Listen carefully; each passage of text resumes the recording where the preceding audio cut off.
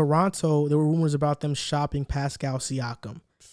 And some people thought that on draft night when they drafted Scotty Barnes, that was Siakam's replacement. I don't believe that because I think Scotty Barnes, they drafted him because they want him to be the point guard. That's why they drafted him, and I think he could fill that role somewhat. But the three teams that are rumored to be enamored with Pascal are the Sacramento Kings, the Golden State Warriors, and the LA Clippers. Out of these three teams, which team do you think is the most realistic, and which team do you think he would fit on the best? Well, if he goes to the Kings, he's done. Like, his career is certified over. I hope he doesn't go there. He's a good player. I think probably Golden State would probably offer him the best. They probably have the best offers, and they probably offer him the best success, considering the fact that Kawhi is going to miss some time next year. So it's just going to kind of be the PG Siakam show, and I think they're going to lose a lot of their depth if they try to get Siakam. With Golden State, though, they still can keep their core and go out and get Siakam. And I think Siakam will kind of thrive off Steph and Clay. But I honestly think he should stay in Toronto. You know, I think that OG, Scotty, Siakam wing tandem is ridiculous defensively and offensively. I think it can grow. OG is still young. Siakam he's not old. He's about 26, 27 years old. So he's nearing the start of his prime. Scotty just got there. I think this team has room to grow, and I think Siakam has found a home in Toronto. So I think honestly the best spot is Toronto because low-key, low maintenance, you know, fits more his style. He doesn't have to go there and beat the guy. They have a bunch of guys that, you know, kind of share the offensive load, and he doesn't have to go out there and be a star. He has to have to be hammered with the spotlight. Because we've seen it. Toronto, he became the number one guy after Kawhi left, and it kind of, you know, put him in a bad spot. I wouldn't say he had a bad year, but he had some really bad moments, especially in the fourth quarter. I think right now in Toronto, he doesn't have to be that. He could just be this low-maintenance all-star and continue to improve his game quietly. Yeah, I agree with Riv. Sacramento should just be off the table. I don't even know why they're trying. You think so?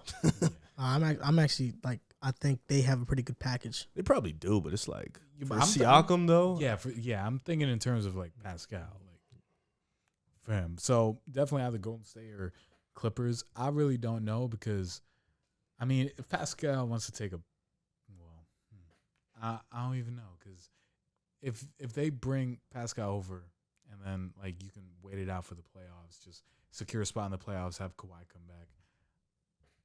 I feel like that makes. I don't even know. Siakam, PG, and Kawhi sounds like a championship. That's what I'm saying. They sound better than the Lakers. Yeah. They do. They sound better than Golden State too. Yeah. It sounds better. Okay.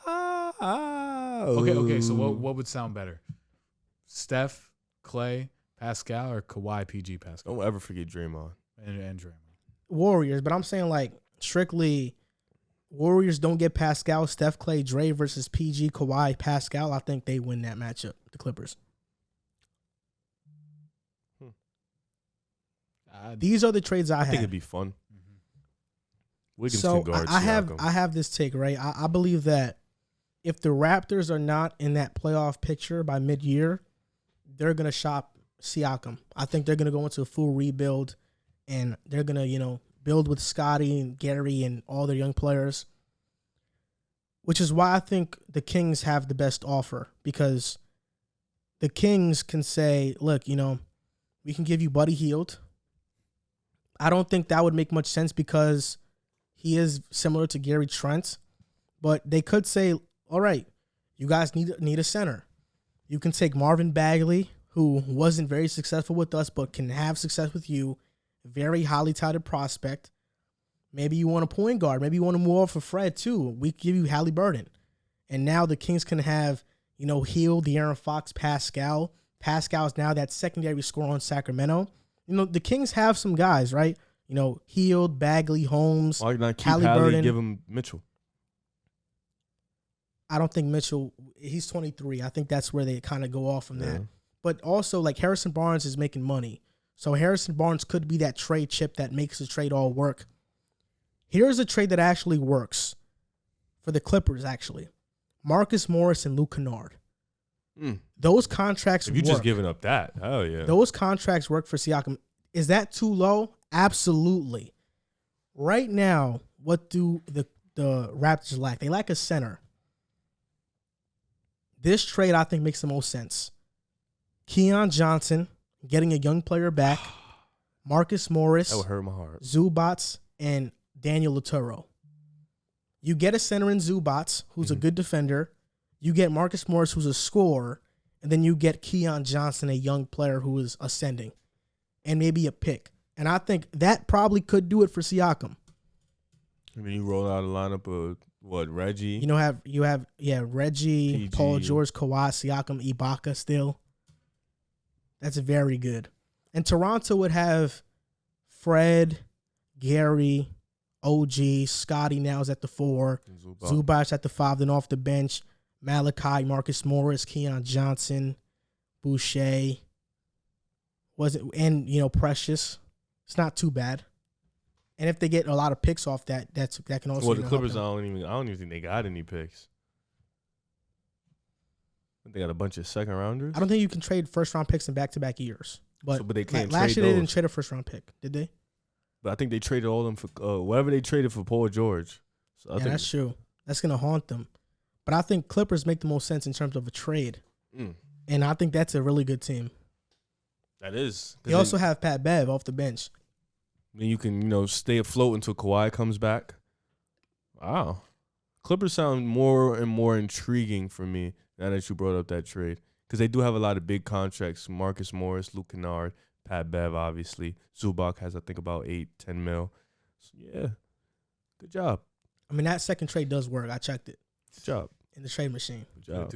Wait, 4 players? No, 4 players for one? Checks in? Yeah. Cap space-wise, it fits. Oh. Yeah. Wouldn't they need to, sign players to get their roster back up? Maybe. Unless they have 2-way players and they just bring them up. That makes sense. But the Clippers with Reggie, Kawhi, PG, Siakam, Ibaka off the bench. Wait, okay, so where do you have the Clippers? You have Terrence Mann. Maybe Terrence Mann could be a trade chip. Oh, they're not. Where do you have the Clippers right now? Healthy? No, Kawhi's out right now. Where do you have them? Honestly, they could be a playing team. The West is that tough. So if they get Siakam, where does it put them? 5th seed. And then Kawhi. It jumps them up all the way to 2-1. Yeah, I'm putting them. That team fully healthy with Pascal is 2 or 1. Makes sense. Okay.